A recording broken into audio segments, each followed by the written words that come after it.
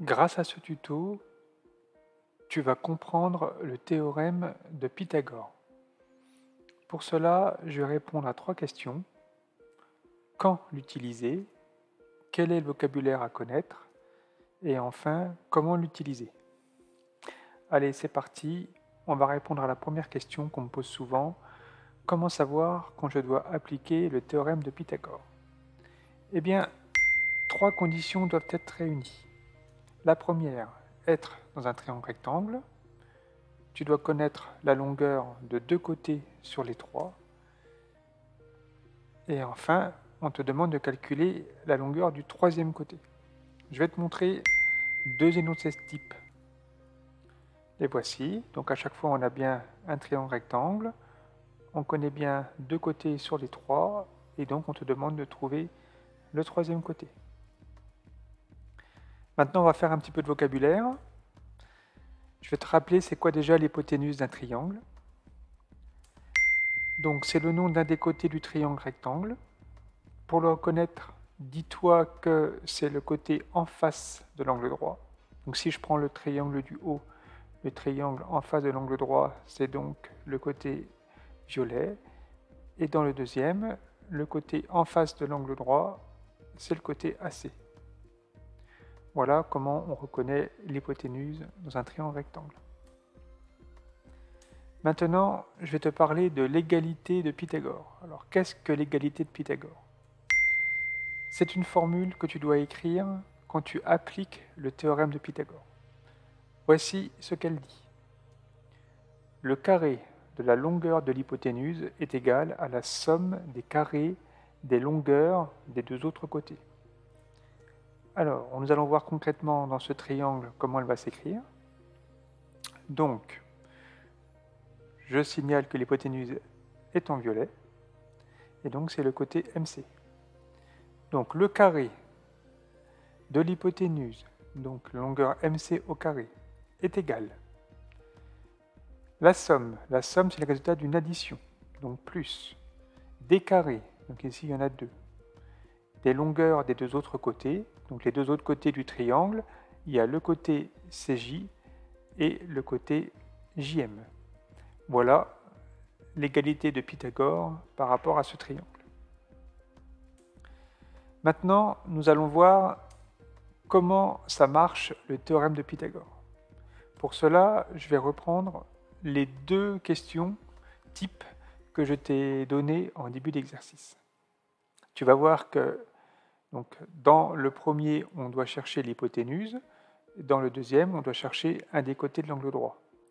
Tu vas voir qu'il y a une similitude au niveau de la rédaction. Et il y a un moment ou un autre, les méthodes vont un petit peu être différentes. Mais au départ, la première chose à faire, c'est d'écrire la condition indispensable qui sera la même pour les 2 exercices. Il faut dire « Je sais que le triangle est rectangle en B ».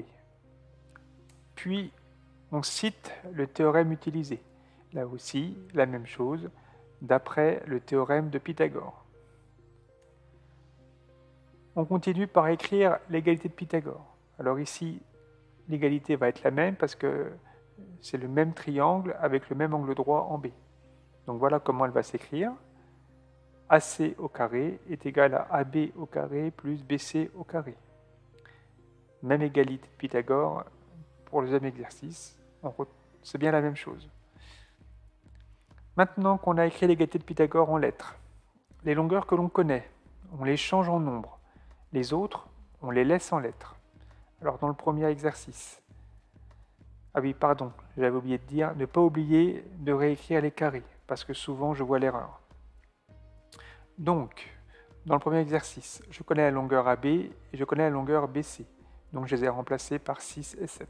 On obtient AC au carré est égal à 6 au carré plus 7 au carré.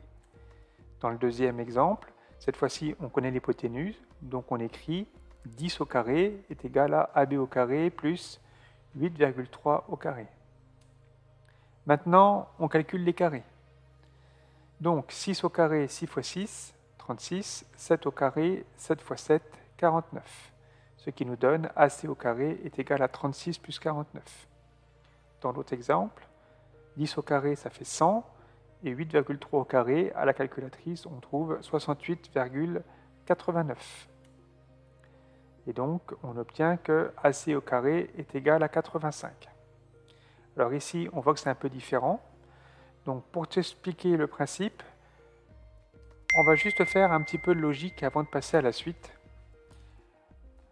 Voici ce qu'on te demande de faire. Derrière chaque symbole se cache un nombre. Quel est le résultat de la somme de ces trois nombres? Alors tu peux éventuellement mettre en pause avant que je t'explique et que je donne la correction. Alors correction. On commence par le cœur. Le cœur est forcément égal à 9. L'étoile verte. Donc l'étoile verte, la réponse est 8. Et pour la trouver, on peut faire 11 moins 3. Le petit bonhomme qui sourit, lui, il vaut 13. Si c'est 13, ça fait bien 19. Et donc, pour le trouver, on peut aussi faire 19 moins 6.